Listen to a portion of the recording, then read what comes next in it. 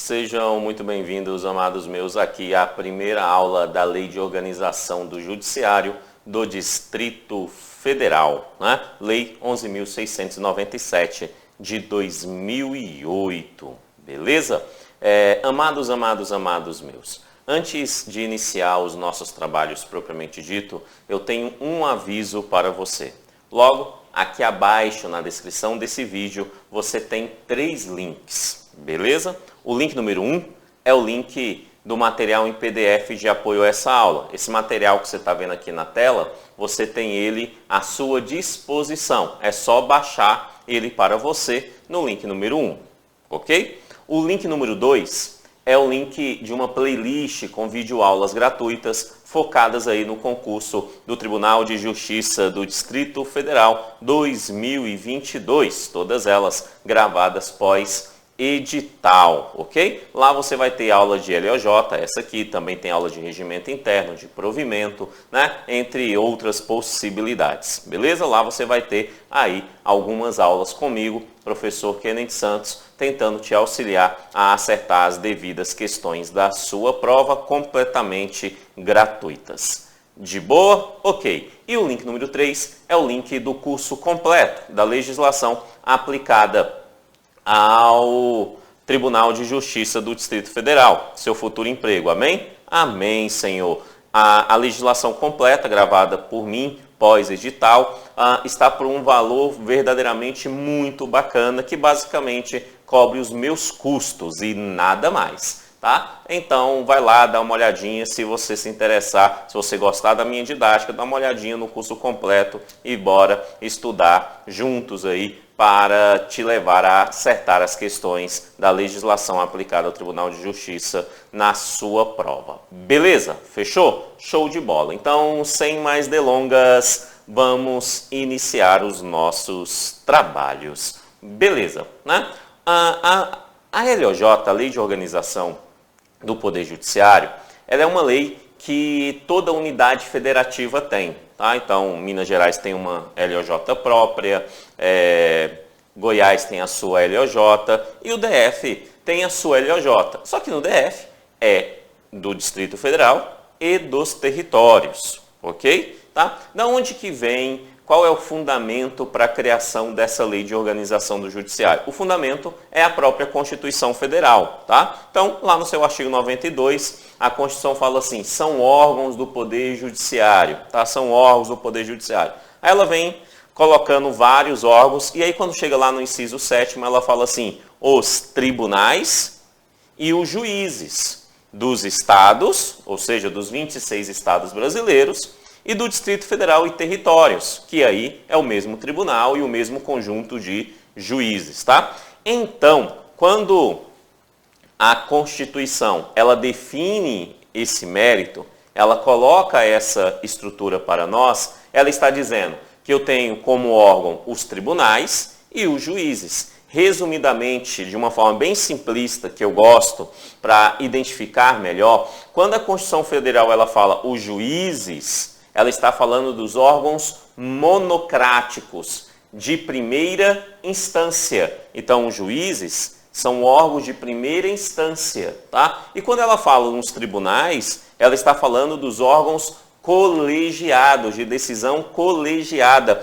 mais especificamente neste caso, de uma forma simplista também, os órgãos de segunda instância, tá? E vem a LOJ, e a LOJ é a Lei de Organização do Judiciário, da onde? Do Distrito Federal e Território. Então ela não organiza apenas e exclusivamente uma instância, ela organiza toda a estrutura judiciária do Distrito Federal. Então, ela vai organizar a primeira instância e ela também vai organizar a segunda instância. Beleza? Então, a LOJ, ela é uma lei aonde que ela trata sobre ações de primeira instância e ações de segunda instância. A primeira coisa, então, que nós temos que fazer é conseguir separar quando a LOJ está tratando sobre segunda instância e quando ela está tratando sobre a primeira instância. Tudo bem? Então a LOJ, ela organiza todo esse poder judiciário, tá? Então, basicamente, o que ela faz? Olha aí comigo, ela organiza a justiça do Distrito Federal e Territórios e ela regula também né, ali os seus serviços auxiliares, né, e as ações dos servidores auxiliares do tribunal e dos juízes. Beleza? Agora, essa questão de mecanismo de auxiliares, né, de funcionamento dos auxiliares dos tribunais, é muito mais detalhada lá no provimento da corregedoria. O provimento da corregedoria, né, ele detalha esses aspectos mais dos auxiliares, tá? Quando chegar lá a gente vai falar melhor, então, sobre alguns aspectos aí dos auxiliares. Tudo bem? Então a LJ, ela organiza a justiça do DF e dos territórios. E como que ela organiza? Primeira coisa que ela faz, então, é estabelecer os órgãos que compõem a justiça do Distrito Federal e território. É a primeira coisa que ela faz. E aí ela institui, então, 7 órgãos. Ela institui 7 órgãos para o Distrito Federal, tá? 7 órgãos. Compondo, então, a justiça do Distrito Federal e territórios. Compondo a justiça do Distrito Federal e territórios. Belezinha até aí? Tranquilo? Ok.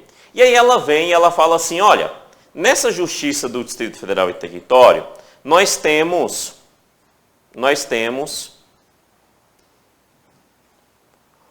o Tribunal de Justiça.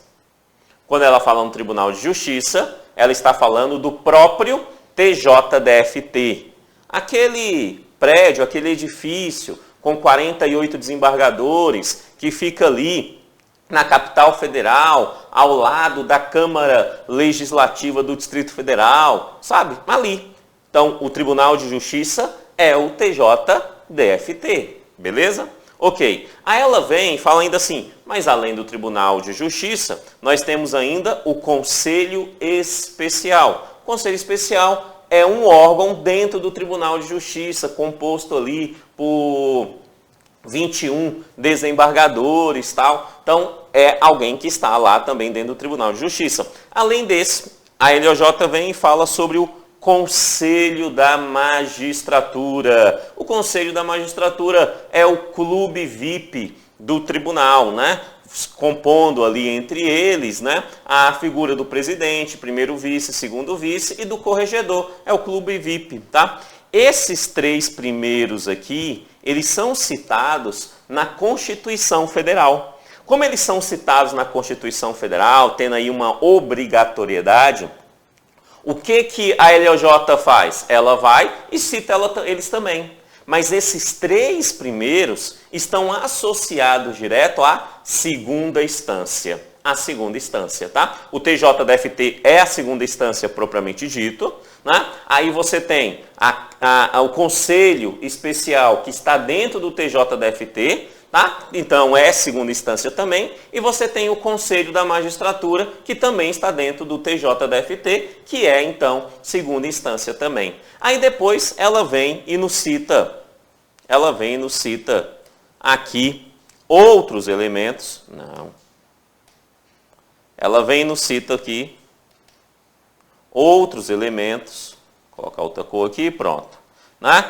Que ela vem e fala assim, olha, mas além desses órgãos, nós temos ainda, dentro da estrutura do Judiciário do Distrito Federal e Territórios, os juízes de direito substituto do Distrito Federal.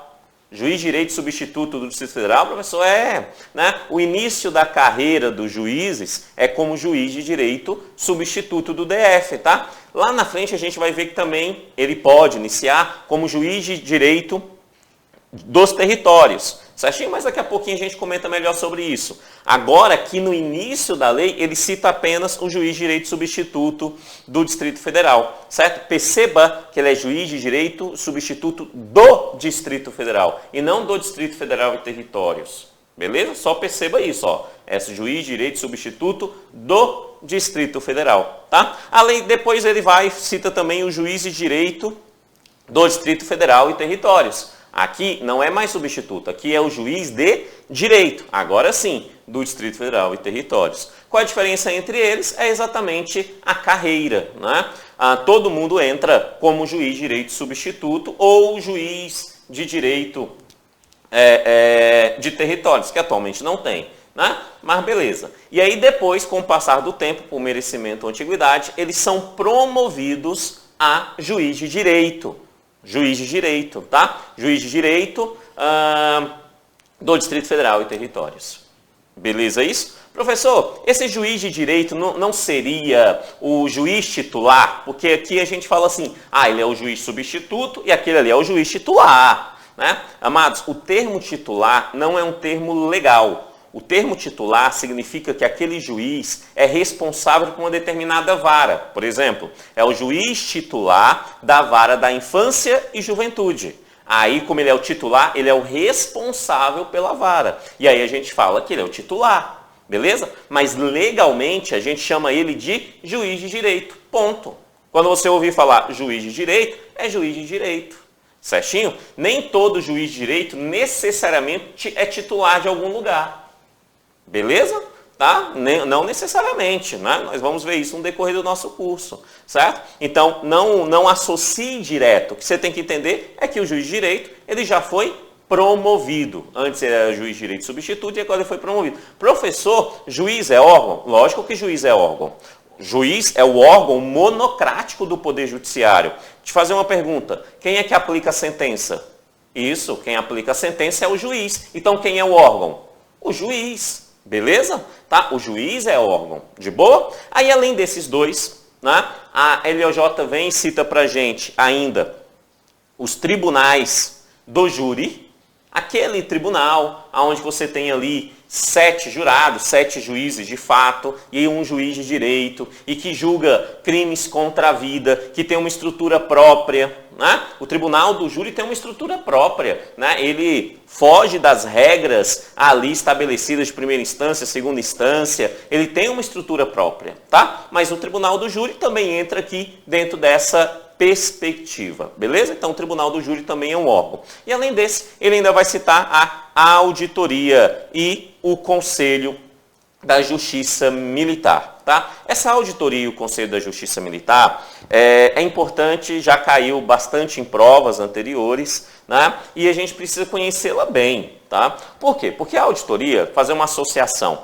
já ouviu falar no Superior Tribunal Militar, no STM? Opa, beleza, tranquilo, tá? Fazer uma associação. O que o Superior Tribunal Militar é para as Forças Armadas, Marinha, Exército e Aeronáutica, a auditoria e o Conselho da Justiça Militar, da estrutura da Justiça Militar do Distrito Federal, é para o Corpo de Bombeiro Militar do DF e para a Polícia Militar do DF. Ou seja, é uma estrutura feita para julgar possíveis crimes militares. De boa? Tá? Então ela vai ser instituída para julgar militares, tá? Onde você tem lá um juiz de direito, que é o juiz auditor, tá? O juiz auditor é um juiz de direito, e aí você ainda tem os oficiais que irão compor o conselho, né? Os oficiais do bombeiro, da polícia militar, que irão compor ali, né, o conselho, certinho? Esses oficiais têm direito a voto, tal, né? Eles vão lá e tomam as suas decisões, aí o juiz de direito vai lá e aplica o aspecto da penalidade, tal. Então, há uma ação conjunta entre eles, beleza? Mais pra frente também vamos nos aprofundar bastante nele, porque ele é bem importante. Olha bem, aqui, esses 4 citados, então, o Tribunal do Júri, os juízes de direito, o juiz de direito substituto e a auditoria e o Conselho da Justiça Militar, esses 4 aqui citados, de uma forma bem simplista, eles estão associados mais especificamente à primeira instância, tá? À primeira instância, beleza? Eu não estou dizendo que um juiz de direito não pode atuar na segunda instância, não estou dizendo isso, certo? O que eu estou dizendo é que eles estão associados mais especificamente à primeira instância. E é assim que eu gostaria que você visse, porque isso vai facilitar na sua prova a acertar as devidas questões, ok? Tá? Então, você tem essa organização, tanto que eu separei aqui, ó, quem está na primeira instância? Juiz de direito substituto, né? Tribunal do júri e a auditoria e conselho de Justiça Militar. Quem se encontra na segunda instância? O Tribunal de Justiça, né, que é o próprio TJDFT, o Conselho Especial e o Conselho da Magistratura. Beleza? Sabe essa estruturazinha? Tá? Esses 7 órgãos já caiu em prova algumas vezes. Tá? Simples assim. Então é importante você conhecê-los bem. Obviamente, no final do nosso curso, você vai conhecê-los completamente. Tá? Simples assim. Beleza, tá.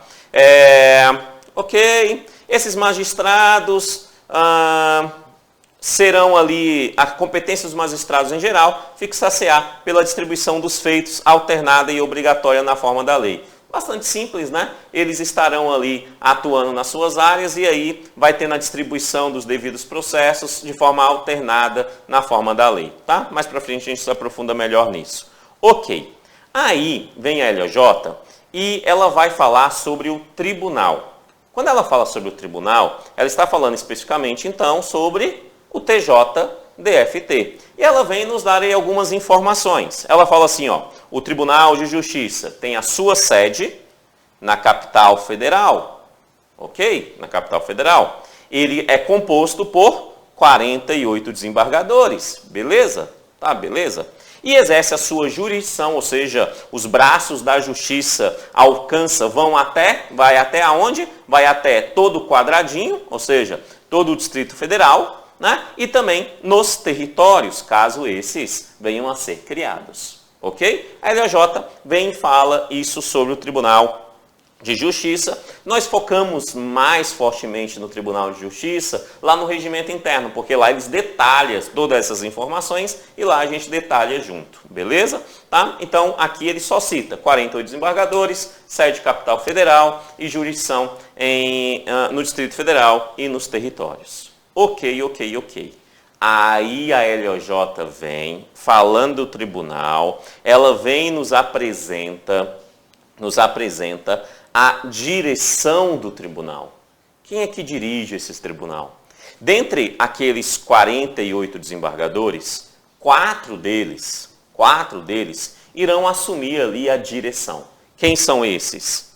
O presidente do Tribunal de Justiça, o primeiro vice-presidente do Tribunal de Justiça e o segundo vice-presidente do Tribunal de Justiça e ainda o corregedor-geral da Justiça. Aqui, só vou destacar uma coisa, antes da gente continuar aqui nos detalhes. Preste atenção. Quando a gente fala no presidente, é o presidente da onde? Ele é o presidente do tribunal. Então, ele é o presidente que rege o tribunal, a segunda instância. Beleza? Quando eu falo primeiro vice é primeiro vice do tribunal. Então, ele está focado na segunda instância, que é o tribunal. O segundo vice é o segundo vice do tribunal. Então, ele está focado no tribunal. Mas quando nós falamos no corregedor, não é o corregedor do tribunal. Não, ele não é o corregedor do tribunal, ele é o corregedor da justiça. Então, isso significa que o corregedor da justiça, ele é um dos 48 desembargadores, ele atua no tribunal, mas o foco da corregedoria não é o tribunal. O foco da corregedoria é acompanhar as ações da primeira instância. Então, o corregedor vai acompanhar as ações dos juízes de primeiro grau. Entendeu isso? O corregedor é um dos 48 desembargadores, mas ele está lá no tribunal, acompanhando o que está acontecendo no Fórum da Ceilândia, no Fórum do Gama, no Fórum de Planaltina. Beleza? Tranquilo? Tá? No Fórum de Brasília, no Fórum do Guará. Ele está acompanhando tudo o que está acontecendo na primeira instância. Certo? Daí a perspectiva do próprio provimento da corregedoria. É o corregedor dizendo à primeira instância o que eles devem fazer e como eles devem fazer. Beleza? Então o corregedor acompanha a primeira instância, o presidente, primeiro vice e segundo vice, está associado na própria estrutura da segunda instância. Entendeu isso? Isso é muito importante. Isso é base para entender um monte de coisa lá para frente. Ok? Beleza? Show, show, show. Tá, beleza. Aí ele vai falar sobre o presidente, primeiro vice, segundo vice, corregedor. Ele fala que eles serão eleitos por seus pares, ou seja, serão eleitos pelos 48 desembargadores, né? Na forma da Lei Orgânica da Magistratura Nacional, da LOMAN, que é uma lei muito importante para os magistrados. Né? Daqui a pouco eu comento um pouco mais sobre ela. Né? E para um período de 2 anos. Para um período de 2 anos, o mandato deles sendo vedada a reeleição. Sendo vedada a reeleição. Ok? É vedada a reeleição. É vedada a reeleição para os 4. Tudo bem? A LJ só fala isso.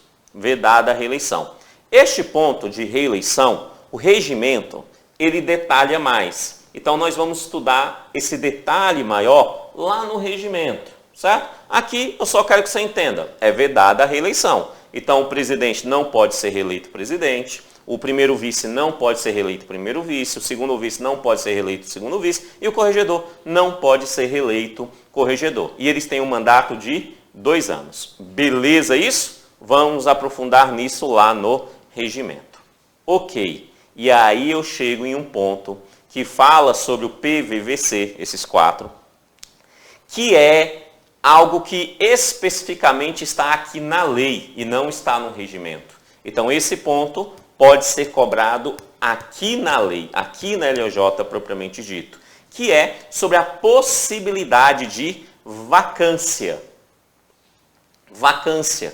Se por acaso tiver uma vacância no cargo de presidente, como que alguém assume o cargo de presidente no caso de vacância? Ou seja, vacância antes do término do mandato, obviamente. Tá? E do primeiro vice? E se for do segundo vice? E se for do corregedor? Como que é feito esse processo? A resposta é depende. A resposta é depende. Depende de como, depende de quando essa vacância irá acontecer. Beleza? Então vem comigo, eu fiz um desenhozinho aqui que pode nos ajudar. Então eu tenho aqui o seguinte, ó. Aqui de vermelho, ó.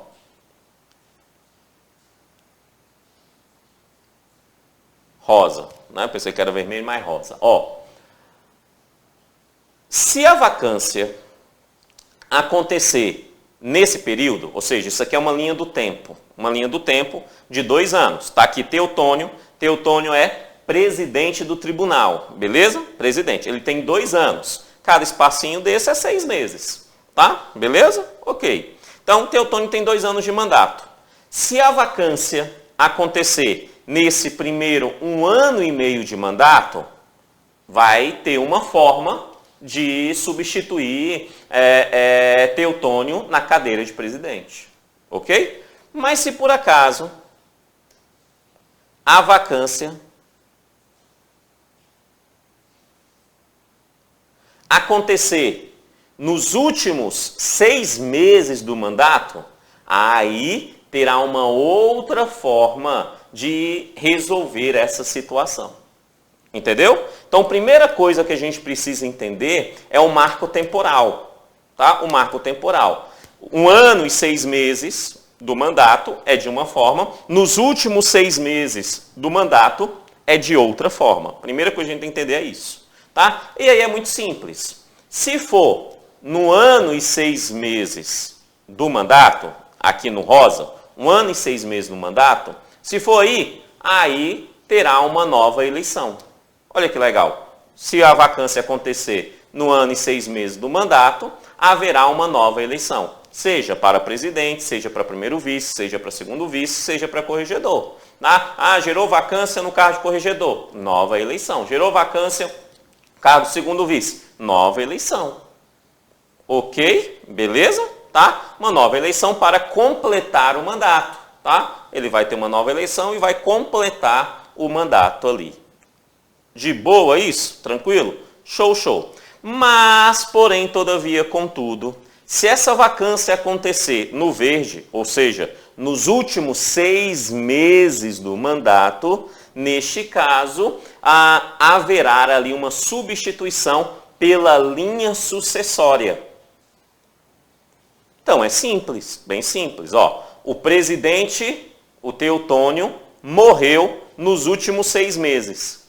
Ele morreu aqui nos últimos 6 meses. Se ele morreu nos últimos 6 meses do mandato, gerou vacância. Gerando vacância, haverá, por acaso, uma nova eleição? A resposta é não. Então, se Teutônio era o presidente, quem é que vai ficar no lugar dele? Linha sucessória. Então, quem assume o lugar da presidência é o primeiro vice-presidente.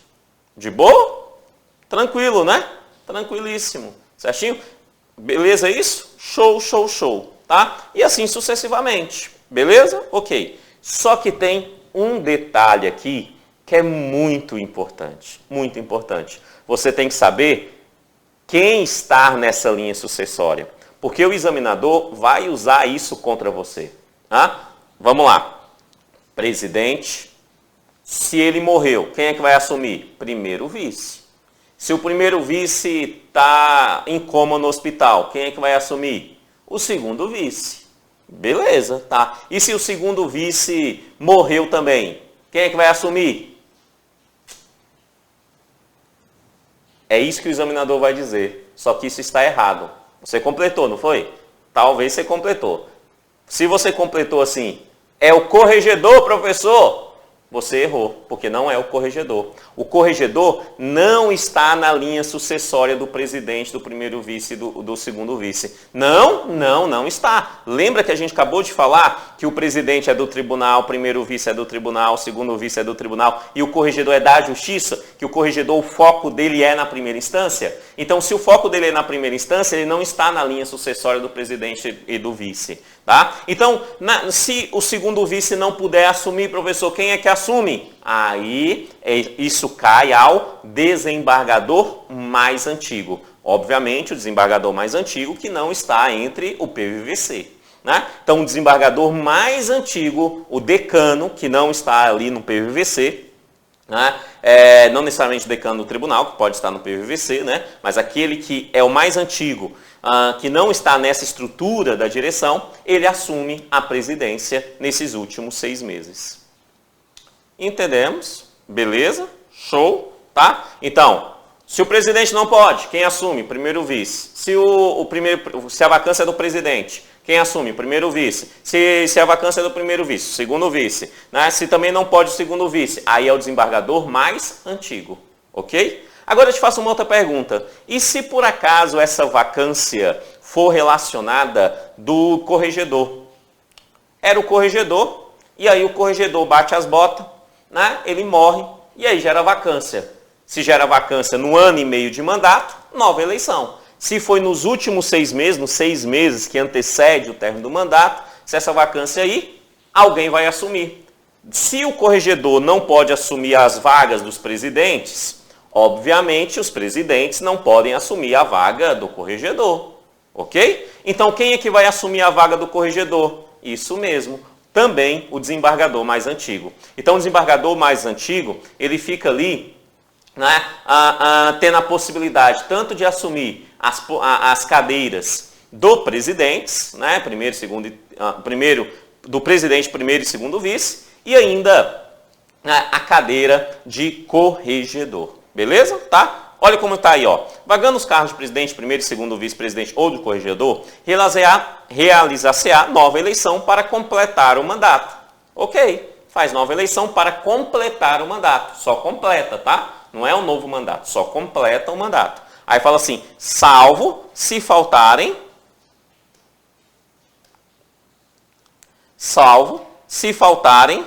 menos de 6 meses para o seu término, caso em que a substituição do presidente será feita pelo primeiro e segundo vice, sucessivamente, linha sucessória. Então, do presidente, primeiro e segundo vice, sucessivamente. E destes, ou do corregedor, ó, e destes, na língua portuguesa, destes se liga ao que está mais próximo. E o que está mais próximo? Os vice-presidentes, primeiro e segundo, tá? E destes, ou do corregedor, pelo desembargador mais antigo. Então, na impossibilidade, na vacância do primeiro e do segundo vice, ou do corregedor, o mais antigo assume.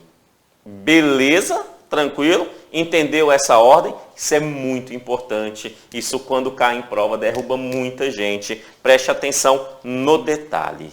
Beleza? De boa? Show, show, show. Ok. Aí, falando ainda sobre os desembargadores, dentro do Tribunal de Justiça, né? Aqui, o meu foco no que é importante aqui na LJ, a LJ ainda vai falar de uma situação que é citada lá no regimento interno. O regimento interno fala da mesma situação, tá aqui e tá lá, tá? Mas vou já falar aqui para vocês da forma que está aqui na LJ, que é a mesma coisa. Beleza. Aqui está dizendo o seguinte, ó, que os desembargadores, os 48 desembargadores, não poderão ter assento na mesma turma ou câmara, do Tribunal de Justiça, tá? Não pode ter assento na mesma turma ou câmara do Tribunal de Justiça. Quem é que não pode? Se esses desembargadores forem cônjuges ou parentes em linha reta ou colateral, né? Inclusive por afinidade até o terceiro grau. Ok? Beleza?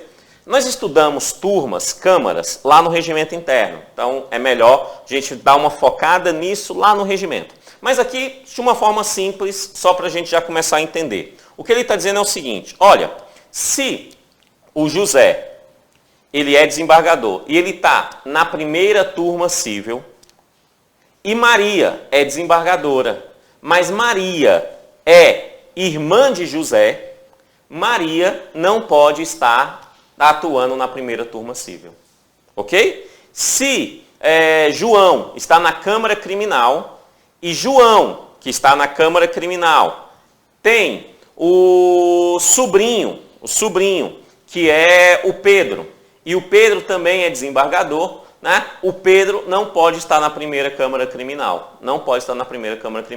Porque eles são parentes, né? São parentes. Entendeu? Beleza? Seja em linha reta ou seja em linha colateral, até o terceiro grau.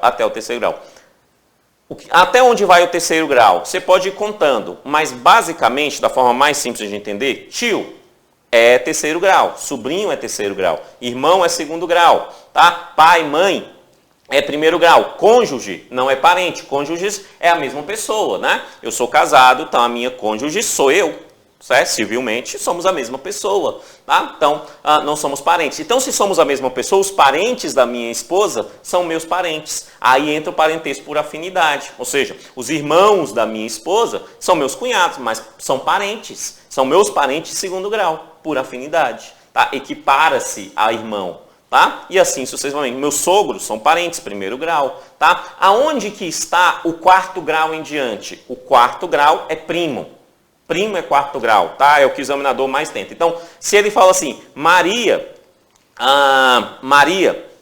é prima de Joaquina. Ambas são desembargadoras. Por isso, elas não podem atuar na mesma turma. Certo ou errado? Errado, porque pode sim atuar na mesma turma, porque prima é quarto grau. De boa? Tranquilo? Tá? Essa questão de turma e câmara, a gente vai nos aprofundar e eu volto a falar nesse assunto com mais detalhes lá no regimento interno. Mas aqui você já tem a base dele, que é até o terceiro grau, por afinidade, cônjuge, né? Não podem trabalhar, não podem ter assento na mesma turma ou na mesma câmara, né? Dentro do Tribunal de Justiça. De boa, tá? E assim, eu saio dessa estrutura que a LJ nos fala sobre o Tribunal de Justiça, né? Os outros detalhes sobre o tribunal é melhor estudar lá no regimento interno. E aí nós entramos na figura dos magistrados, mais especificamente nos magistrados de primeiro grau. Quais são os magistrados de primeiro grau? A gente está falando dos juízes, beleza? Dos juízes, órgãos do Poder Judiciário com poder de decisão monocrática, tá? Os juízes, certo? Esses são os magistrados aqui citados. E ele começa a falar sobre esses magistrados, tal, começa a falar, né, quem é que, qual é a legislação que os magistrados precisam seguir, tal. Ele começa falando, olha, essa legislação aplica-se aos magistrados, a Constituição Federal, obviamente, né? Aí ele fala, além da Constituição Federal, a Lei Orgânica da Magistratura Nacional, que é uma lei muito importante, é uma lei que cai, inclusive, para concurso de juízes. E é a lei orgânica da magistratura, tá? É a lei orgânica da magistratura, é a base, é o fundamento da magistratura brasileira, tá? Ela é extremamente importante, certo? Inclusive para entender as legislações como a LOJ dos estados, aqui do DF, entender os regimentos internos dos tribunais do país, entender, compreender, conhecer a LOMAN é fundamental. Tá? Então, a LOMAN é base para tudo isso, beleza? A LOMAN é muito importante. De uma forma mais simples para a gente entender, né? O que a 8.112 é para o servidor, a LOMAN é para os magistrados, sejam eles de primeiro grau ou segundo grau, tá bom? Então, ela rege ali as ações dos magistrados, ok? Beleza? Além da LOMAN, obviamente aqui no DF, eles precisam obedecer a LOJ, a Lei 11.697 de 2008, né? A Lei de Organização do Judiciário do DF. Eles também obedece a essa lei que nós estamos estudando aqui, tá? E aí tem uma questão que já vi cair em prova, né? Que é em relação a 8.112. Se eles têm uma lei própria, que é a LOMAN, será que eles também são regidos pela 8.112? A resposta é sim, mas de forma subsidiária.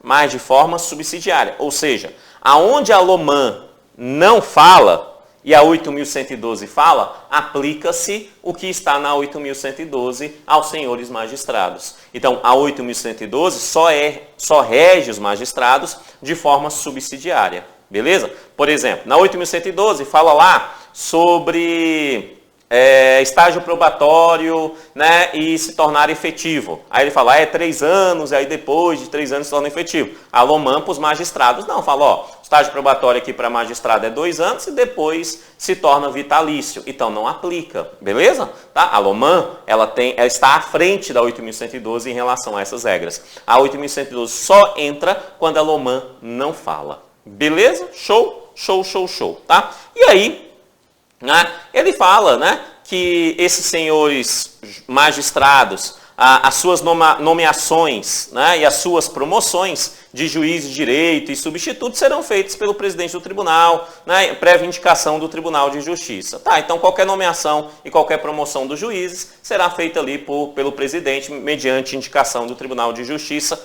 que isso é melhor estudado lá no regimento, tá? Lá a gente estuda melhor. E aí eu chego num ponto interessante quando nós falamos sobre os senhores magistrados, que é sobre o provimento dos cargos da magistratura. Provimento, a forma que os senhores magistrados entram na carreira de magistrado. Como que a Joaquina se torna juíza? É isso que ele está perguntando. Tá? Como? Qual é a forma? E a forma básica é através de concurso público de provas e títulos. Vou repetir. Através de concurso público de provas e títulos. Vou repetir mais uma vez. Através de concurso público de provas e títulos. Professor, por que você repetiu 3 vezes? Simples, porque é extremamente importante. Sabe por quê? Porque eu sei que você estuda, pelo menos deveria. E a essa hora, essa altura do campeonato, você já deveria estar mandando muito bem na 8.112. Para o concurso do TJDFT, você deveria estar mandando muito bem na 8.112. E lá na 8.112, você estudou o seguinte. Que concurso público é de provas ou provas e títulos. Concurso público é de provas ou provas e títulos. Se você teve um professor de 8.112, ele repetiu isso para você umas 30 vezes, que o concurso público é de provas ou provas e títulos. O concurso pode ser só de prova, sem título, ou pode ser de prova com título. Ele disse isso para você.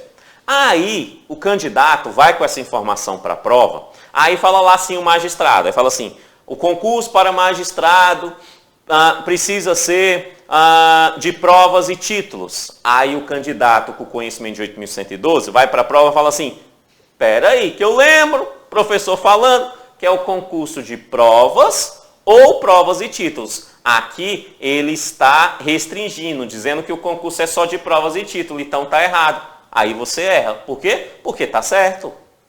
Sim, 8.112 está certo. Ou o concurso é de prova ou é provas e títulos. Mas para magistrado, o magistrado obrigatoriamente será de provas e títulos. Beleza? Tá? Então, neste caso, obrigatoriamente o concurso é de provas e títulos. Não existe concurso somente de prova para magistrado. Entendeu? De boa. Ok. Tá? Professor, aí ele faz concurso, mas ele faz concurso para qual cargo? Aí que entra o detalhe. O concurso pode ser feito para o cargo de juiz de direito substituto do Distrito Federal, que está, inclusive, citado nos órgãos, né, que compõem a Justiça do Distrito Federal, como eu disse, e perceba que no nome dele não tem territórios, o substituto não tem territórios, é juiz de direito substituto do Distrito Federal, beleza? Mas a lei vai dizer que também existe a possibilidade desse concurso ser para juiz de direito dos territórios, juiz de direito dos territórios, ok? Quando que vai abrir concurso para juiz de direito de territórios? Quando tiver território, né?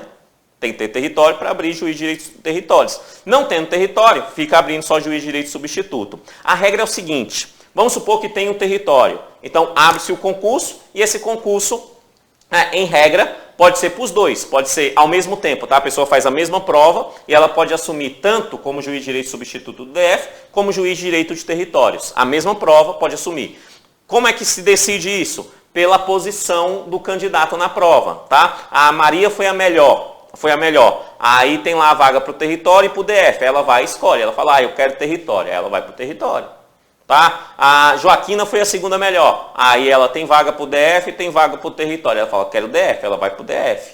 Beleza? Então eles vão escolhendo. Os melhores candidatos irão escolhendo quando se tem esse concurso, que em regra o concurso é para os dois. Beleza? Só que a LJ vai dizer o seguinte, que havendo possibilidade, pode sim a Justiça do DF, o Tribunal de Justiça do DF, abrir concurso especificamente, somente e exclusivamente para juiz dos territórios. Juiz de direito dos territórios. Ela pode. Quando que isso vai acontecer? Abre um território do nada aí, né? Aí vai lá e o examinador vai lá, ou melhor, o tribunal vai lá e fala assim, precisamos de juízes lá. Aí ele abre um concurso só para lá. O tribunal pode fazer isso sim, só que essa não é a regra, essa é a exceção, tá? Essa é a exceção. Beleza isso? Tranquilo? Isso aí está no tópico 2 aqui, tá? Olha como ele diz, ó. O concurso para o provimento do cargo iniciais de juiz de direito substituto do Distrito Federal e dos territórios, mas quando ele fala aqui dos territórios, é o juiz de direito dos territórios, tá? Da carreira da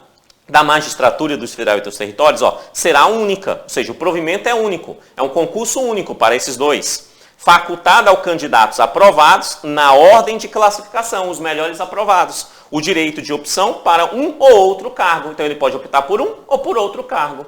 Beleza? Os melhores.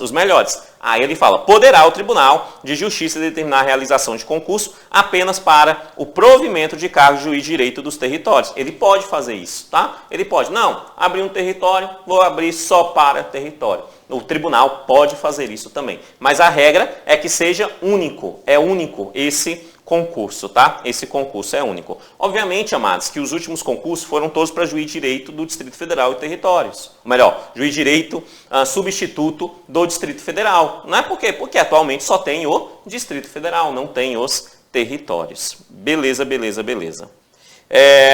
Ok. Aí sobre o concurso, né? O concurso tem validade de 2 anos, prorrogável uma única vez por igual período, você sabe disso, e para aprovação final no concurso, exige-se exame de sanidade física e mental, tá? Exame de sanidade física e mental. Beleza, tá? Para sair candidato para esse provimento, é necessário ter algumas coisas, tá? Ter algumas coisas. Algumas bem tranquilinhas. Ele fala assim, ser brasileiro, no gozo de direitos civis e políticos, está quite com serviço militar, eu sei que você sabe disso, ser bacharel em direito, obviamente, graduado em estabelecimento oficial ou reconhecido, né? Pular o 4º e o 5º aqui. E ser moralmente idôneo, né? E ser moralmente idôneo. Ok, né? Isso para ser aí juiz. Só que o quarto e o quinto, ele estabelece duas outras regras que é importante você conhecer, que é o seguinte.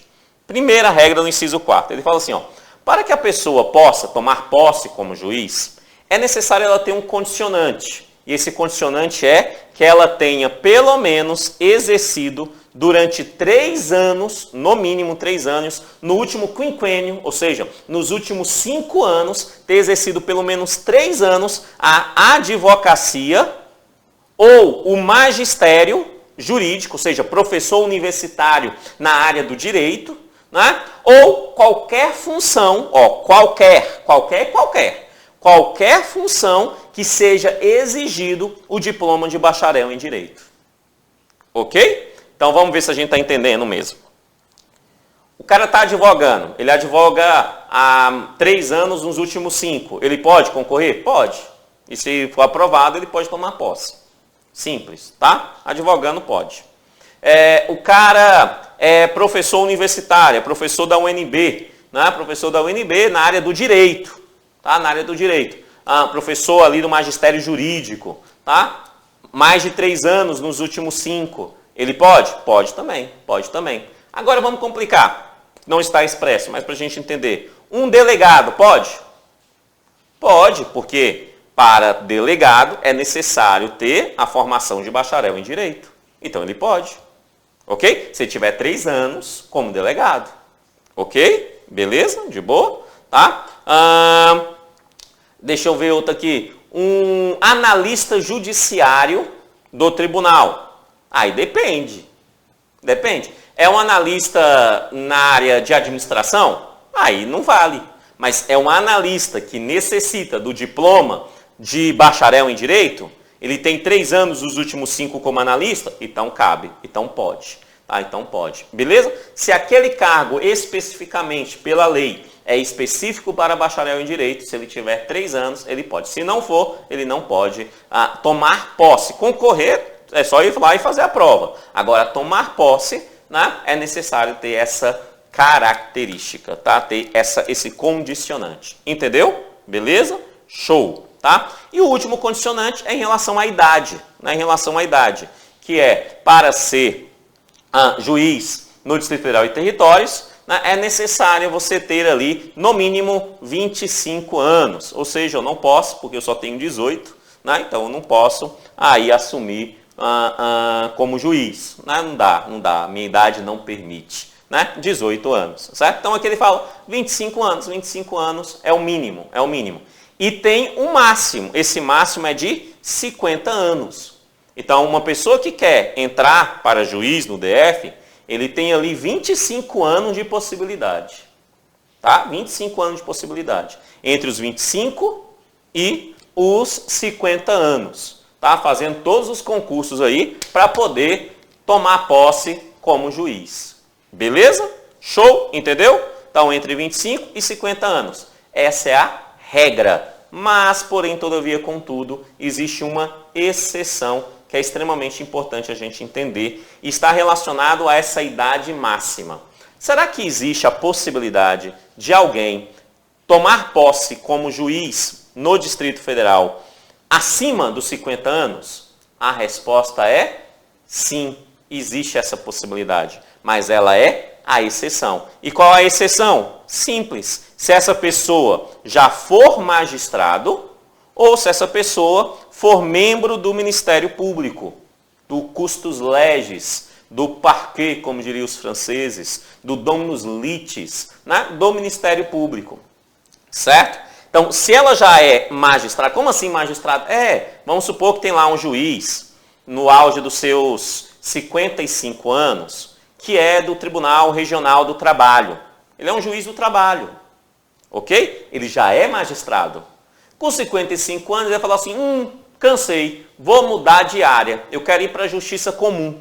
Aí ele vai e faz um concurso para juiz de direito substituto do Distrito Federal e passa. Pode tomar posse? Pode, porque ele já era magistrado. É a primeira exceção. E a outra é se ele já era membro do Ministério Público. E quando ele fala membro do Ministério Público, entenda aqui o Ministério Público brasileiro. O que é o Ministério Público brasileiro, professor? O Ministério Público brasileiro, ele se divide em dois grandes grupos. O Ministério Público da União, e o Ministério Público da União tem 4 ramos. Ministério Público Militar, Ministério Público do Trabalho, Ministério Público Federal e o Ministério Público do Distrito Federal e Territórios, que atua aqui na Justiça do Distrito Federal e Territórios. Tá?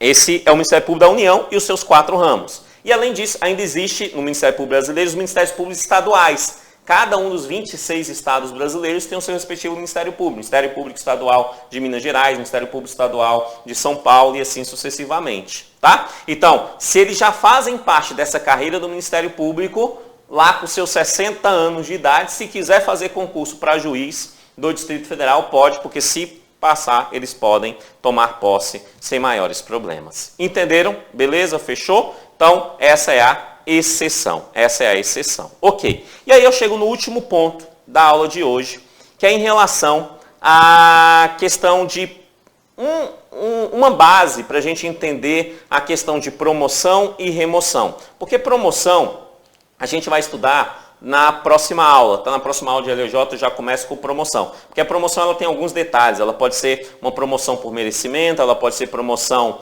por antiguidade, existem detalhes entre elas que a gente precisa conhecer bem, tá? Então vai ficar para a próxima aula de LJ, certo? Mas aqui a gente já precisa entender uma coisa e para entender isso eu preciso fazer algumas analogias, tá? Eu não sei da onde você está assistindo essa aula.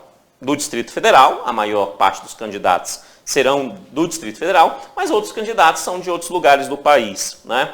E aí é necessário a gente entender algumas coisas, certo? Que é o seguinte, ó, no Distrito Federal, a organização geográfica do Poder Judiciário do DF, territórios, é organizada em circunscrição, Ou seja, aqui no Distrito Federal, nós não temos comarcas. Não temos comarcas, só temos circunscrição. Beleza? Quando a gente vai para os estados, para os outros estados, estuda as LOJ dos estados, né, as leis de organização do judiciário dos estados, a grande maioria, tá, pelo menos todos que eu já estudei, dividem-se assim. Existe lá nos estados a comarca da capital e as comarcas do interior. Então, tem uma comarca que é a da capital e as comarcas do interior. Perceba que essa divisão geográfica é em comarca. A comarca, ela costuma abranger mais de um município. Pode ser um só, mas costuma abranger mais de um município. Aí tem lá o tamanho das comarcas, tal. Cada LOJ estabelece as suas regras em relação a isso, tá? O que eu quero que você entenda é que nos estados existe uma comarca da capital e as comarcas do interior, pelo menos nas LOJs que eu já estudei, tá? Não estudei todas as LOJs, mas já estudei algumas, tá? Então, você tem essa estrutura básica. No DF não tem comarca. Então, nós não falamos aqui no DF em capital e interior. Não. O que nós temos no DF é uma sede. E quem é a sede do DF? O Distrito Federal. Ou melhor, a sede do DF é Brasília. Isso mesmo. O Distrito Federal não tem capital. Não tem capital. Vai lá na lei orgânica do DF para você ver. Lá fala que o Distrito Federal tem uma sede. E a sede é Brasília. Então, aqui, o que nos estados seria a referência de comarca da capital, aqui no DF a referência é a circunscrição de Brasília. Ok? Então eu tenho a circunscrição de Brasília e outras circunscrições. Beleza? E outras circunscrições. Certo? Não falamos do interior, porque no DF não tem interior. Né? Quadradinho ré, pequenininho ré. Né? Não cabe ali a perspectiva de interior. Ok? Beleza? Então você tem a circunscrição de Brasília e as demais circunscrições. Da mesma forma que nos estados tem ali a comarca da capital e as comarcas do interior. Só que aqui no DF nós chamamos de circunscrição. Fazendo esse comentário, vamos chegar aqui aonde que me interessa. Porque a lógica é a mesma, tanto para os estados quanto para cá. Só muda o nome, a perspectiva. Aqui é a circunscrição. Tá? Que é o seguinte. Como é que acontece a promoção? Então eu tenho lá um juiz de direito substituto do Distrito Federal, início da carreira. Com o passar do tempo, ele será promovido ou por merecimento ou por antiguidade. Tá? A quê? A juiz de direito. Beleza isso? Tranquilo? Essa é a regra. Então, surgiu a vaga para juiz de direito, abre uma promoção para um juiz de direito substituto para ele ser promovido a juiz de direito. Essa é a regra, beleza? Porém, quando nós falamos na circunscrição de Brasília, não funciona assim. Não mesmo.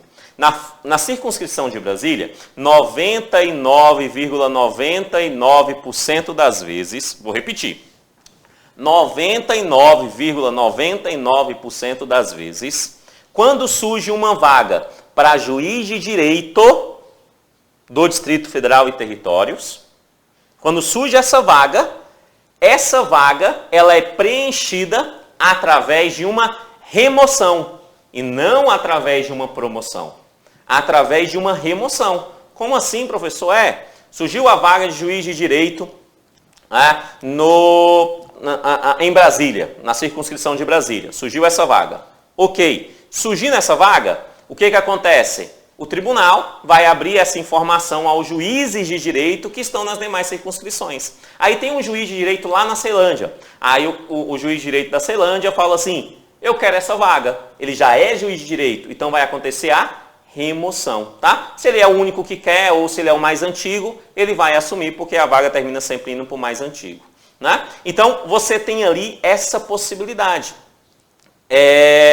de ter a remoção para Brasília. Professor, mas isso é 100% das vezes? Não, isso não é 100% das vezes, isso é 99,99% das vezes. Porque a LJ vai e diz o seguinte, que é reservado 1/10 dessas vagas para promoção de juiz substituto. 1/10 dessas vagas é reservado para juiz substituto, para promoção de juiz substituto, tá? 1/10 das vagas, tá? Por isso que 99% das vezes, 0,99, será relacionado à remoção. Beleza isso? Professor, mas como que acontece? Vamos lá, simples, bastante simples. Vamos supor que surge a vaga em Brasília para juiz de direito. Aí eu tenho a juíza de direito Josefina. Josefina é juíza de direito em Taguatinga, né? Em Taguatinga. Beleza, juíza de direito. Surgiu a vaga lá. Aí vai ter uma remoção, ela quer ir para lá. Aí ela sai de Taguatinga como juíza de direito e vai para a circunscrição de Brasília como juíza de direito. Beleza? Mas, obviamente, aonde que gerou vacância agora? Em Taguatinga. Aí, surgindo vacância em Taguatinga, aí sim haverá uma promoção. Um juiz de direito substituto será promovido a juiz de direito para assumir a vaga da Josefina, que a Josefina deixou em Taguatinga.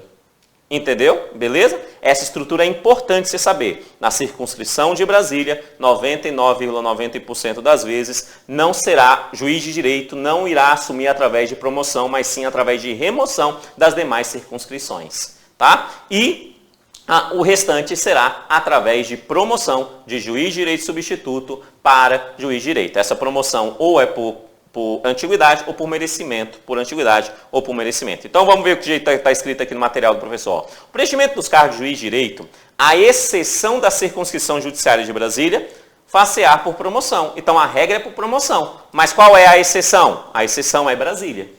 Tá? Os cargos de juiz de direito da circunscrição judiciária de Brasília serão promovidos por remoção. Serão providos por remoção do juiz de direito do Distrito Federal dos Territórios. Reservado 1/10 das vagas para promoção. Então, a regra, 99,99% das vezes, será por remoção para Brasília e aí 0,1% para promoção. Tá? Aí fala assim, somente após, quando é que pode acontecer, né, essa promoção? Né? Ele fala assim, somente após 2 anos do exercício de classe, poderá o juiz ser promovido ou removido. Tá? É a regra. A regra é, só haverá promoção ou remoção do juiz depois que ele passar pelo estágio probatório, que é de 2 anos. Terminou esses 2 anos, ele recebe a vitaliciedade. Não é estabilidade, não, é vitaliciedade. O que seria a vitaliciedade, professor? A vitaliciedade é a estabilidade elevada à 30ª potência. É isso aí que é a vitaliciedade. Tá? Então, vitaliciedade, ele recebe vitalicidade. Passou os 2 anos, já é vitalício. Tá? Então, somente depois desses 2 anos, em regra, haverá a promoção ou a remoção. Beleza? Tá? Porque pode ter remoção também de juiz de direito substituto. Não há problema em relação a isso. Tá? Mas só será possível depois desses 2 anos. Tá? Aí ele fala assim, salvo, se não houver como tal requisito quem aceite o lugar vago. Ou seja, salvo se ninguém que tem acima dos 2 anos aceite aquele lugar vago. Tá? Se ninguém acima dos 2 anos quer aquele lugar vago, aí sim pode levar alguém com menos de 2 anos de casa. Tá? Simples, salvo se não tiver ninguém que queira aquele lugar vago acima dos 2 anos. Acima dos 2 anos. Beleza isso? Só lembrando, amados, aqui abaixo você tem 3 links. O primeiro link é o material em PDF de apoio a essa aula, esse material que você está vendo aqui na tela. O link 2 é uma playlist com videoaulas gratuitas focadas aí no concurso do Tribunal de Justiça, né, de LJ, regimento, provimento e alguma outra coisa. E o link 3 é o link do curso completo para você estudar, continuar o estudo aqui comigo da legislação aplicada ao Tribunal de Justiça por um valor muito bacana. Vai lá no link 3 que você vai ver que é um valor verdadeiramente muito bacana. Muito obrigado, que Deus abençoe e até a próxima aula. Valeu, tchau, tchau.